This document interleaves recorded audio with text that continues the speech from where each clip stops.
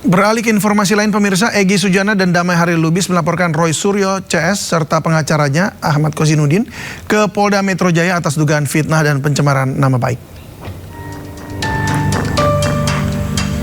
Pelaporan Egy Sujana dan Damai Hari Lubis terhadap Roy Suryo serta pengacaranya dilakukan Minggu 25 Januari 2026. Polisi menerima 2 laporan terkait dugaan pencemaran nama baik dan atau fitnah serta pencemaran nama baik melalui media elektronik. Sebelumnya Polda Metro Jaya menetapkan 8 orang sebagai tersangka kasus tuduhan ijazah palsu, yaitu Roy Suryo, Rismon Hasiholan Sianipar, Dr. Tifauzia Tiasuma, Egy Sujana, Kurnia Tri Rohyani, Damai Hari Lubis, Rustam Effendi, dan Muhammad Rizal Fadila. Namun kemudian penyidikan terhadap Egy dan Damai dihentikan atau SP3 setelah baik pihak Egy, Damai, dan pihak Jokowi sepakat menempuh restoratif justice.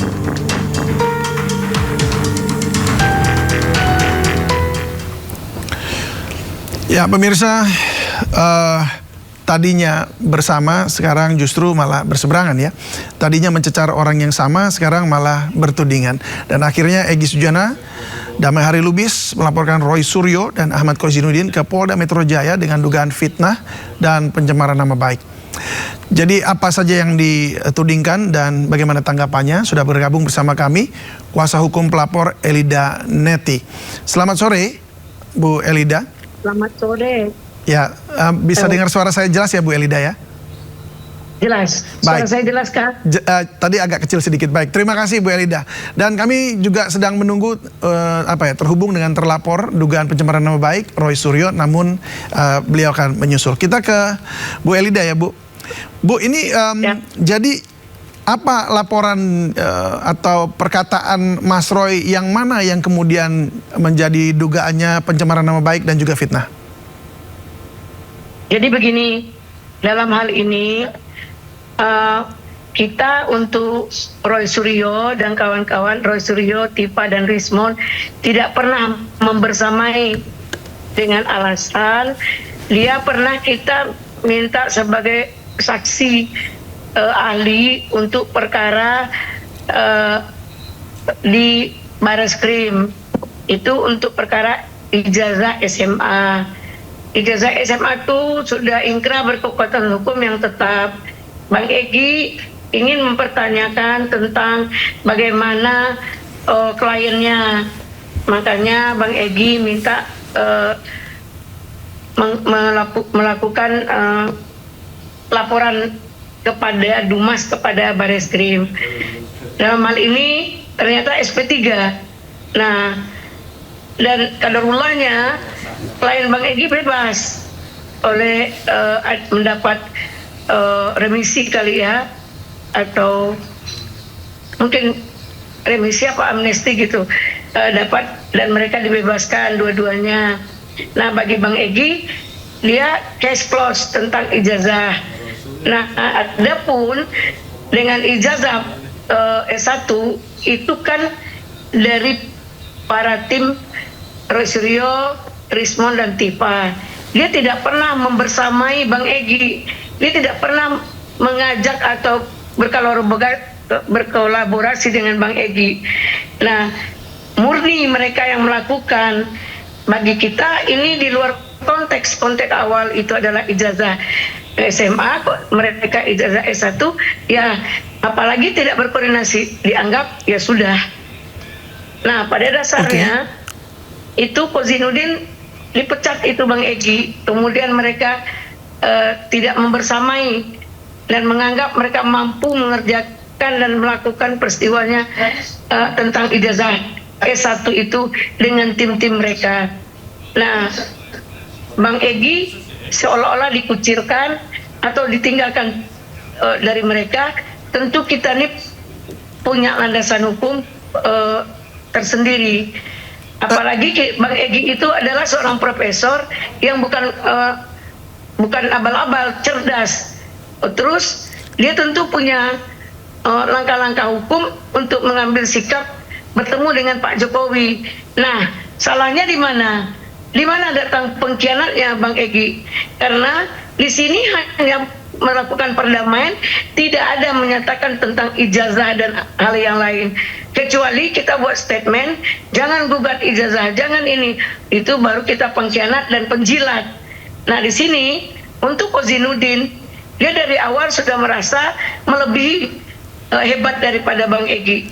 Jadi kesombongannya dan keangkuhannya sehingga merendahkan dan menghina gitu. Bu Elida, yang dilaporkan jadi apanya nih? Apa yang dilaporkan terhadap Mas Roy dan juga Kozinudin? Kan terlalu banyak Egy penjilat, Egy pengkhianat segala macam. Ini kan dibilang ada 2, ini salah satu ya dari Mas Roy, ada 2 tuyul pergi menemui jin Iprit. Bang Egy emang tuyul, Bang Egy kan manusia. Tuyul itu kan makhluk halus. Nah, emang Pak Jokowi jin Iprit. Itu jin yang paling jahat. Jadi jangan statement dia sehingga tidak pandai mengontrol lisan, merendahkan orang, menghina orang. Bahkan banyak hal yang tidak harus kami ungkapkan di sini. Itu salah satu ya. Tolong ini karena kami diam. Dari mulai gelar perkara, mereka tidak paham apa itu gelar perkara. Dan pengacaranya tidak memberi edukasi yang baik apa itu gelar perkara. Yang kami mohon di Polda. Boleh lihat surat permohonan kami. Jadi mereka tidak bermohon, tiba-tiba mereka melakukan merendahkan kita, menganggap gelar perkara itu seperti yang mereka asumsikan. Baik, ini sebenarnya jadi opini hukum begitu yang kemudian... Iya, sangat. Ini pencemaran nama baik dan opini hukum. Seperti Kozinudin, dia menyatakan, oke, kita tinggal yang 6 ini tetap solid, ribut semua. Nah, hari ini saya mendampingi 3 orang yang akan di BAP. Ini gara-gara Egy Sujana dengan Damai Lubis pergi ke Solo, akhirnya yang bertiga ini di BAP. Terus yang bertiga Roy Suryo dan kawan-kawan tahap 1. Itu kan fitnah. Cuman yang dahsyatnya Egy Sujana SP3-nya yaitu bukan produk KUHP lama atau KUHP baru, tetapi ini produk yang dilakukan oleh Polda Metro Jaya yang seharusnya di istana atau di mana saya lupa itu mengutipnya terlalu ini. Jadi sehingga KUHP yang dipakai adalah KUHP Solo yang membeli seorang pejuang menjadi pengkhianat. Nah, di sini sangat melukai. Kita mempertanyakan berapa dibeli, siapa yang beli. Nah, baik. Itu untuk Kozinudin. Kalau untuk Roy Suryo, ada beberapa yang kami tuangkan. Karena LP ini nggak gampang. Kita buat LP ini makan waktu 2 hari. Iya, tapi Bu Elida, jika ini memang opini hukum ya, bukankah MK dan juga MA justru melindungi perbedaan tafsir hukum gitu sebagai bagian dari kebebasan akademik? Yang dikatakan tafsir hukum dengan kebebasan akademik tidak menyebutkan nama orang dan tidak untuk orang itu. Maaf, kebebasan akademik itu apa yang dikatakan maksud boleh. Kita sangat paham.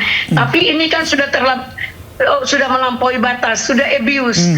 Saya juga bisa menyampaikan di sini bahwa Roy Suryo secara analisa hukum saya, dia tidak sah menjadi analisa.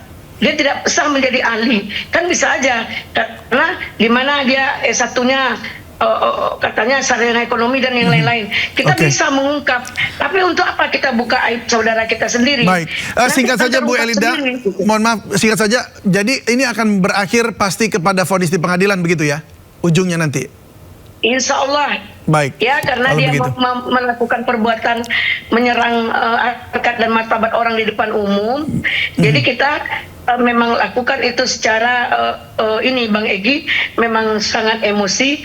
Nah mungkin ya jika memang dia mau melakukan minta maaf di depan umum sesuai dengan dipublikasinya, mungkin kita akan melaporkan kepada Bang Egi untuk pertimbangan dalam rasa kemanusiaan. Baik, masih jadi ada celah atau pintu lain lah ya yang bisa jadi pilihan juga. Baik, terima kasih Bu Elida Neti, kuasa hukum dari Bang Egy Sujana. Selamat sore dan salam sehat selalu.